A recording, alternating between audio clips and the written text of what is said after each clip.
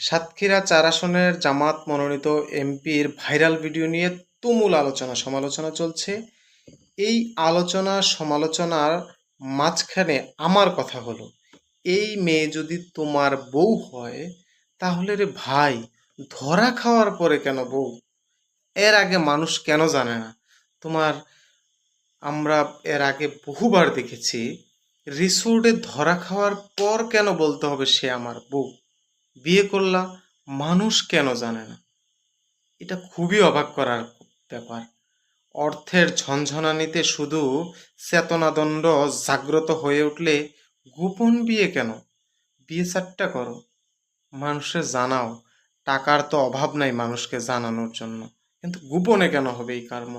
ধরা খাওয়ার পরে কেন হবে? তোমাদের মতন বিশিষ্ট ব্যক্তিদের ধরা খাওয়ার পরে বউ বলাটা একেবারেই অনুচিত। আমাদের মতন চদু মধু ছদু এরা হতে পারে এই ধরনের অপরাধী, আমরা বলতে পারি।